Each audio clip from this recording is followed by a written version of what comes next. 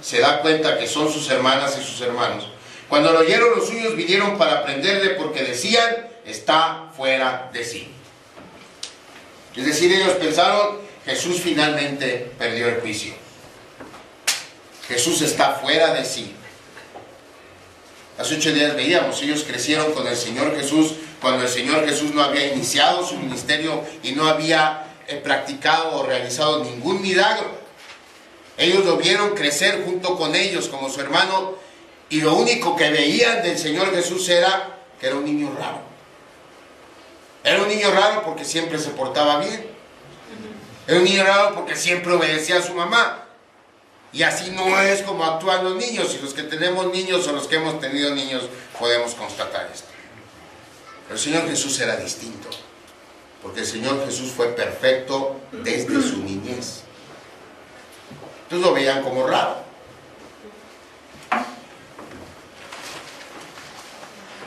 Y cuando oyen que el Señor Jesús está rodeado de gente y que lo pueden aplastar, lo que piensan es, ya se nos fue. Ya lo perdimos. Necesitamos ir por Él.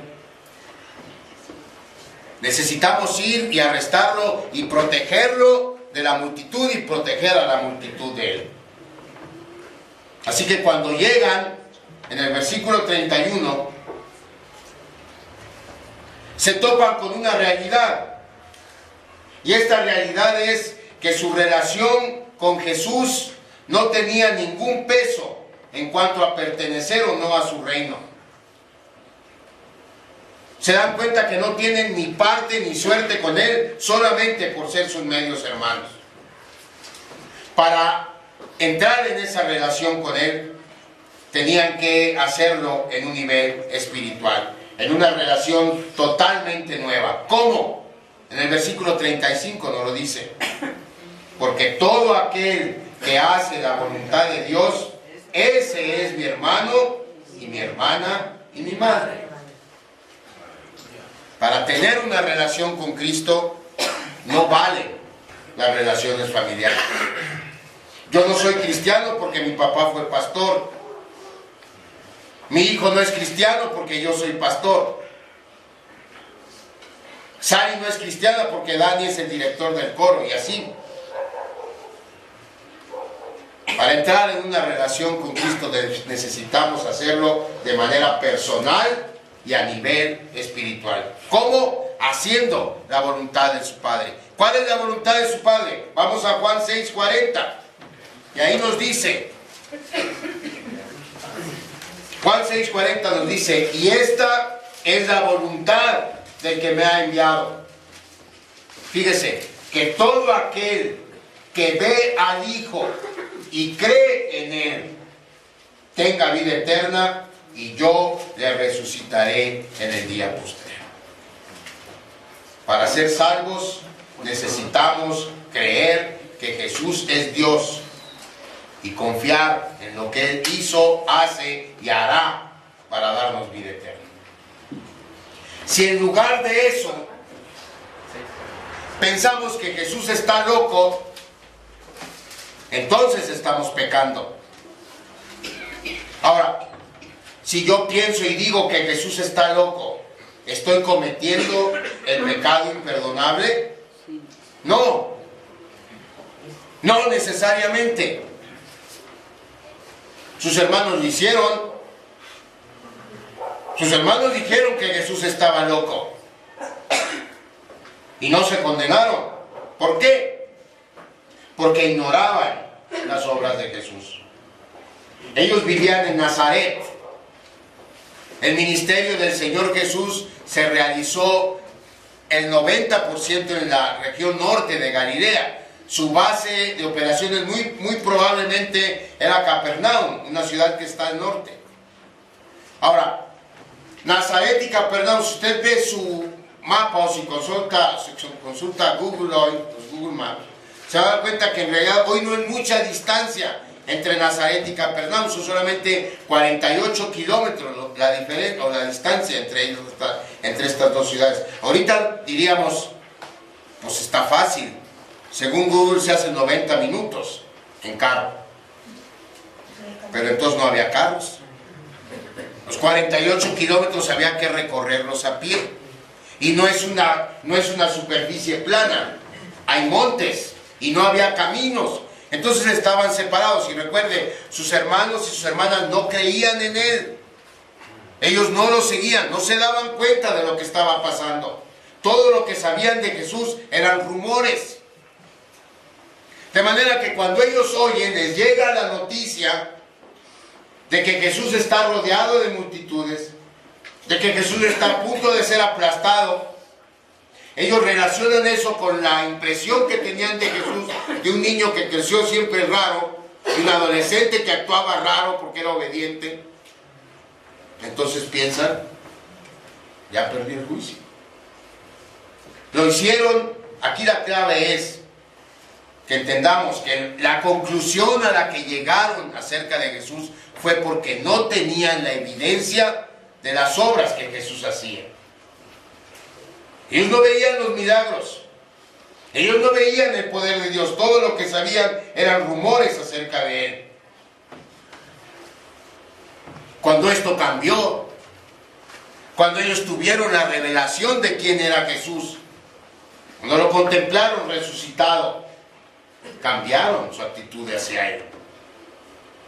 Y cuando la iglesia está ya formada, la primera iglesia, nos vemos como parte de ella. Miren, vamos a Hechos 1, versículo 14.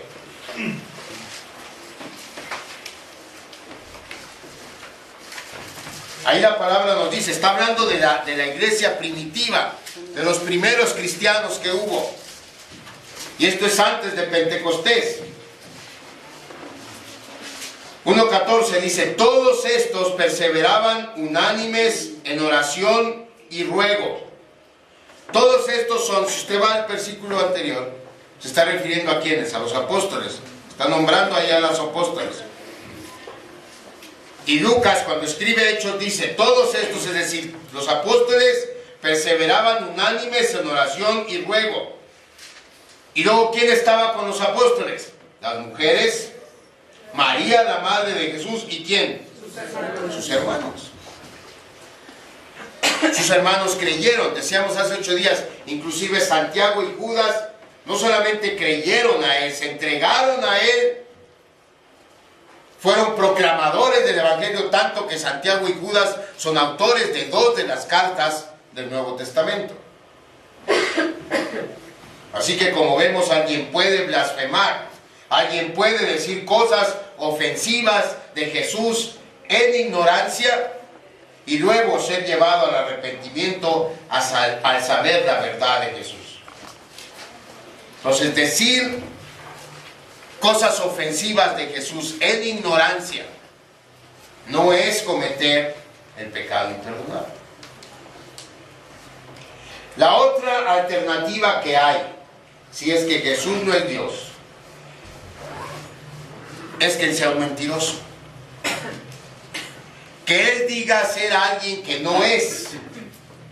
Porque alguien que dice ser alguien que no es, eso es un mentiroso. Y entre la gente que rodeaba a Jesús, había personas que pensaban así. Vamos al versículo 22.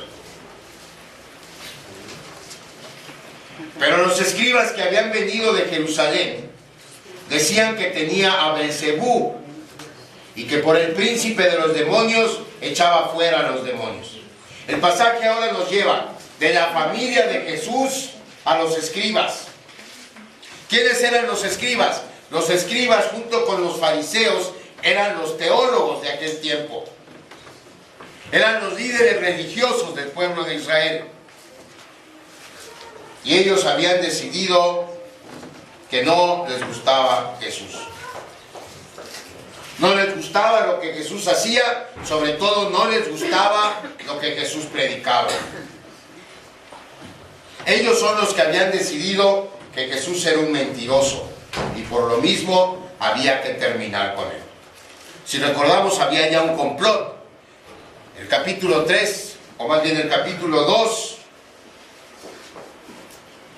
no, más bien el capítulo 3, en el versículo 6,